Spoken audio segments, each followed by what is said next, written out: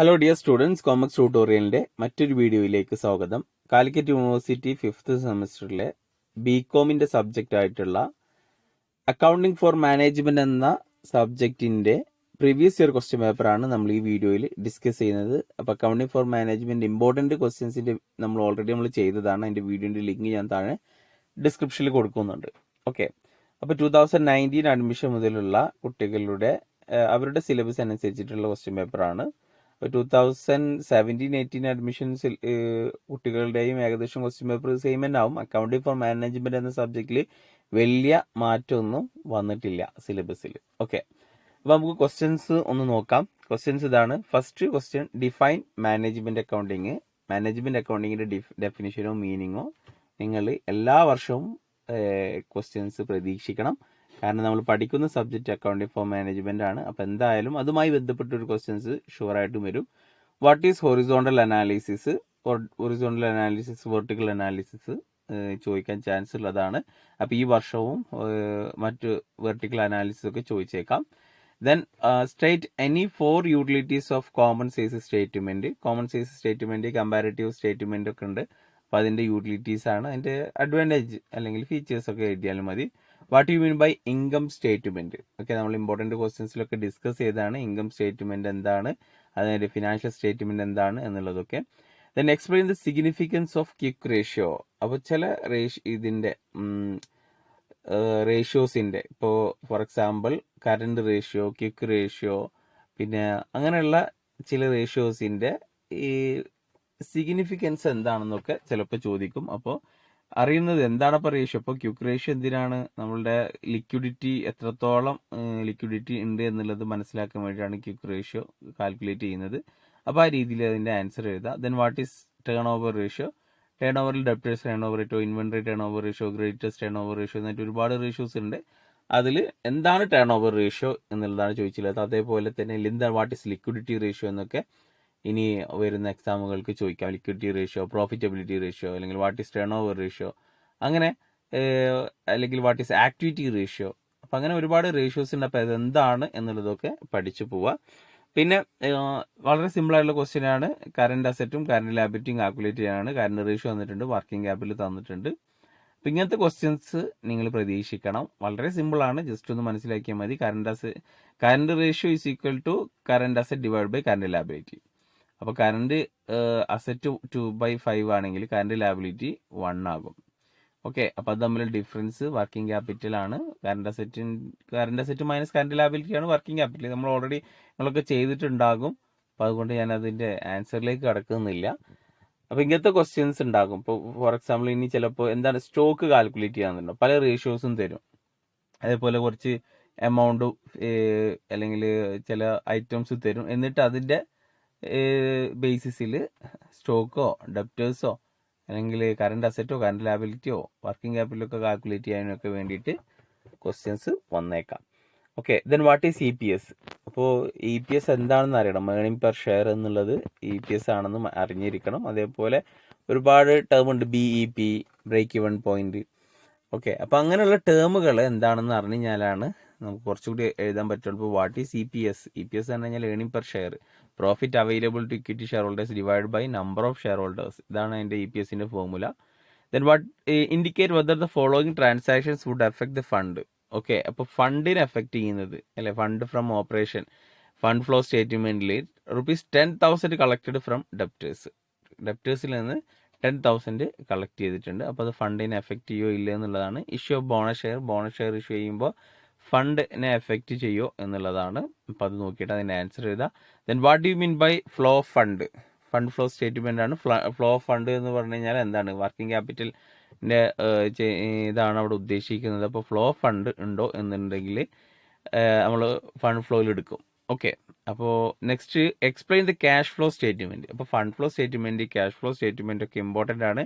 What you mean by non cash items? Non cash items എന്തൊക്കെയാണ്? അപ്പോൾ നമ്മൾ depreciation പോലത്തെ കുറച്ച് എക്സാമ്പിൾസ് ഉണ്ടല്ലോ ഈ ക്യാഷ് ഫ്ലോ സ്റ്റേറ്റ്മെന്റുമായി ബന്ധപ്പെട്ടിട്ടുള്ളതാണ്.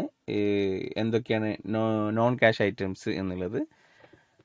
Okay, then what is CVP analysis? എല്ലാ വർഷവും ചോദിക്കുന്ന ക്വസ്റ്റ്യൻ ആണ് CVP analysis, cost volume profit analysis.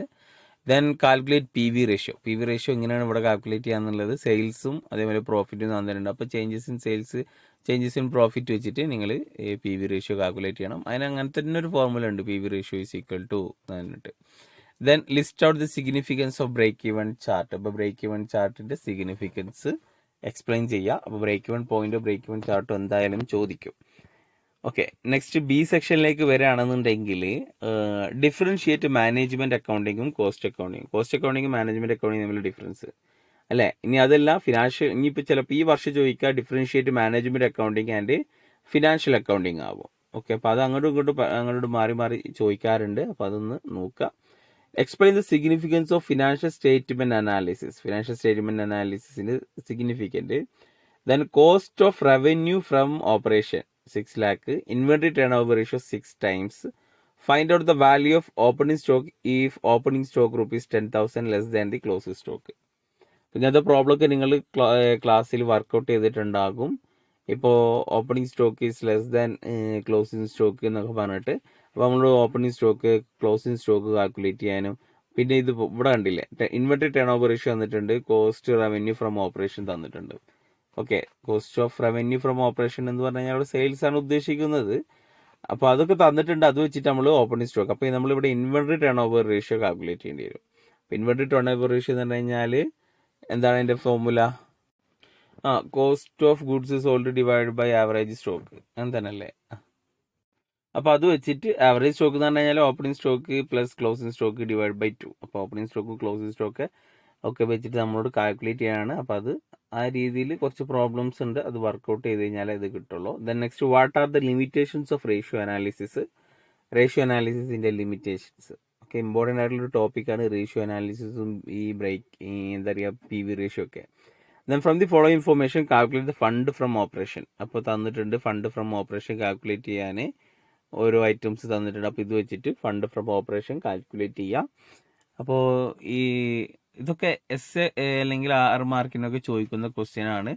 അപ്പോൾ എല്ലാ വർഷവും ചോദിക്കും ഫണ്ട് ഫ്രം ഓപ്പറേഷൻ ഒക്കെ, ഇങ്ങനത്തെ ക്വസ്റ്റ്യൻസ് എല്ലാ വർഷവും ചോദിക്കും. അപ്പോൾ ഇങ്ങനത്തെ ക്വസ്റ്റ്യൻസ് ഒക്കെ ചെയ്തിട്ട് ഒന്നൊരു ഐഡിയ ഉണ്ടാക്കൽ നല്ലതാണ്. Okay, next explain the cash flow from operating activities. Cash ഫ്ലോയിൽ തന്നെ operating activity, financing activities and investing activities. അപ്പോൾ ഇത് തമ്മിലുള്ള ഇതിൽ ചോദിച്ചില്ലെന്ന് കഴിഞ്ഞാൽ cash flow from operating activities explain ചെയ്യാനാണ്. അപ്പോൾ അത് ഓപ്പറേറ്റിംഗ് ആക്ടിവിറ്റീസിലൂടെ കിട്ടുന്ന ക്യാഷ് ഇൻഫ്ലോയും ഔട്ട്ഫ്ലോ ആണ് രേഖപ്പെടുത്തുക, ഏതൊക്കെ ഐറ്റാണെന്നൊക്കെ എഴുതുക. From the following data. Next, from the following data calculate break even point expressed in amount of sales in rupees and number of unit. അപ്പോൾ ബാക്കിയുള്ള ഇൻഫോർമേഷൻ തന്നിട്ടുണ്ട്. അപ്പോൾ ബ്രേക്ക് ഇവൺ പോയിന്റ് ഇൻ യൂണിറ്റിലും ഇൻ റുപ്പീസിലും കാൽക്കുലേറ്റ് ചെയ്യാനാണ് പറഞ്ഞിട്ടുള്ളത്. അപ്പോൾ ആ ഇൻഫോർമേഷൻ വെച്ചിട്ട് സിമ്പിളായിട്ട് കാൽക്കുലേറ്റ് ചെയ്യാൻ പറ്റുന്നതാണ്. Next, from the following information extracted from the ABC limited for the year 2020. Sales, variable cost, fixed cost തന്നിട്ടുണ്ട്. ഇത് വെച്ചിട്ട് പി വി റേഷ്യോ കാൽക്കുലേറ്റ് ചെയ്യണം അല്ലേ. Break even point, margin of safety, simple ആയിട്ടുള്ള ഒരു ക്വസ്റ്റ്യൻ ആണ്. And also show the effect of 10% increase in sales price. സെയിൽസ് പ്രൈസിൽ 10% കൂട്ടിക്കഴിഞ്ഞാൽ അപ്പോൾ എങ്ങനെയാണ് ഈ പി വി റേഷ്യോയിലും അതേപോലെ ബ്രേക്ക് ഇവൺ പോയിന്റിലും മാർജിൻ ഓഫ് സേഫ്റ്റിയിലും ഒക്കെ ചേഞ്ച് വരുന്നത് എന്നുള്ളതും കൂടിയും എഴുതി കഴിഞ്ഞാൽ 6 മാർക്ക് കിട്ടും. ഓക്കെ, ഇനി എസ് എ ക്വസ്റ്റ്യനിലേക്ക് കിടക്കുകയാണെന്നുണ്ടെങ്കിൽ ഇവിടെ തന്നിട്ടുള്ളത് from the following information prepare common size statement. വളരെ സിമ്പിളാണ്. കോമൺ സൈസ് സ്റ്റേറ്റ്മെന്റ് 2 വർഷം തന്നിട്ടുണ്ട്. ഏതെങ്കിലും ഒരു ഇതിൽ ഒരു ഐറ്റത്തെ 100 ആക്കിയിട്ട് ബേസ് ആക്കിയിട്ട് എടുക്കുക. ഓക്കെ, അപ്പോൾ ഇവിടെ നമ്മളിവിടെ എന്ത് കാൽക്കുലേറ്റ് ചെയ്യുക? പ്രോഫിറ്റ് ആഫ്റ്റർ ടാക്സ് കാൽക്കുലേറ്റ് ചെയ്യുക. റവന്യൂ ഫ്രം ഓപ്പറേഷൻ, സെയിൽസ് തന്നിട്ടുണ്ട്, അതർ ഇൻകം തന്നിട്ടുണ്ട്, then depreciation expense, cost of material consumed, employee benefit expenses, tax. നമുക്ക് എന്ത് കിട്ടും? ഈ profit and loss, profit after tax കിട്ടും. അപ്പോൾ അത് 100 ആക്കി എടുത്തിട്ട് അതിൻ്റെ ശേഷം കോമൺ സൈസ് സ്റ്റേറ്റ്മെൻറ്റ് ചെയ്യുക. ചെയ്തവർക്ക് മനസ്സിലായിട്ടുണ്ടാകും. വളരെ സിമ്പിളാണ്. എസ് എക്കൊക്കെ ഇത് ചോദിച്ചു കഴിഞ്ഞാൽ 10 മാർക്കും മേടിക്കാം. അത്രയ്ക്കും സിമ്പിളായിട്ടുള്ളൊരു ക്വസ്റ്റ്യൻ ആണ്. Next, what is marginal costing? Explain the application of marginal costing techniques. എന്താണ് marginal costing and techniques of marginal costing, അതും എക്സ്പ്ലെയിൻ ചെയ്യുക. Next, from the following information XYZ limited you are required to prepare balance sheet. Balance sheet prepare ചെയ്യാനാണ്. അപ്പോൾ കുറേ sales തന്നിട്ടുണ്ട്, അതേപോലെ പിന്നെ കുറേ റേഷ്യോസ് തന്നിട്ടുണ്ട്. ഇത് വെച്ചിട്ട് നമ്മൾ എന്ത് ചെയ്യണം? Opening stock, closing stock, sales, purchase, debtors, current asset, current liability തുടങ്ങിയിട്ടുള്ള ക്ലോസിംഗ് സ്റ്റോക്ക്, ഇങ്ങനെയുള്ള ഒരുപാട് ഐറ്റംസ് കാൽക്കുലേറ്റ് ചെയ്തതിന് ശേഷം അതൊരു ബാലൻസ് ഷീറ്റ് ആക്കിയിട്ട് വരയ്ക്കാനാണ്. ചെയ്തവർക്ക് വളരെ സിമ്പിളായിട്ട് ചെയ്യാവുന്നതാണ്. ക്ലാസ്സിലൊക്കെ നിങ്ങളെ കൊണ്ട് ചെയ്യിപ്പിച്ചിട്ടുണ്ടാകും. എന്തായാലും മിസ് വരാൻ ചാൻസ് ഉള്ളൊരു ക്വസ്റ്റ്യൻ ആണ് റേഷ്യോസ് വെച്ചിട്ട് ബാലൻസ് ഷീറ്റ് പ്രിപ്പയർ ചെയ്യാൻ. Next last question, the balance sheet of PQR A partnership firm as on 1/1/2019 and 31st December 2019 are given below. During the year machine എന്ന് പറഞ്ഞിട്ടൊക്കെ കുറച്ച് തന്നിട്ടുണ്ട്. You are required to prepare, എന്താ prepare ചെയ്യാൻ പറഞ്ഞിട്ടുള്ളത്? Schedule of changes in working ക്യാപിറ്റലും fund flow സ്റ്റേറ്റ്മെന്റും. Okay, അപ്പോൾ ഈ ഇൻഫർമേഷൻ തന്നിട്ടുണ്ട്. അപ്പോൾ ഇത് വെച്ചിട്ട് schedule of changes in working ക്യാപിറ്റലും ഫണ്ട് ഫ്ലോ സ്റ്റേറ്റ്മെന്റ് ആണ് പ്രിപ്പയർ ചെയ്യാൻ പറഞ്ഞിട്ടുള്ളത്. അപ്പോൾ വളരെ സിമ്പിൾ ആയിട്ടുള്ള ഒരു ക്വസ്റ്റ്യൻ പേപ്പർ ആണ് അക്കൗണ്ടിംഗ് ഫോം മാനേജ്മെന്റിൽ കഴിഞ്ഞ വർഷം ഉണ്ടായിട്ടുള്ളത്. അപ്പോൾ ജസ്റ്റ് ഒന്ന് നോക്കിക്കഴിഞ്ഞ് കഴിഞ്ഞാൽ ഈസി ആയിട്ട് നല്ല മാർക്ക് തന്നെ സ്കോർ ചെയ്യാൻ സാധിക്കും. ഓക്കെ, അപ്പോൾ എന്തായാലും നാളത്തെ ഇനി വരാൻ പോകുന്ന അക്കൗണ്ടിംഗ് ഫോം മാനേജ്മെന്റ് എന്ന സബ്ജക്റ്റ് എല്ലാവരും നല്ല രീതിയിൽ പഠിച്ചിട്ട് എക്സാം എഴുതുക. Okay, thank you for watching.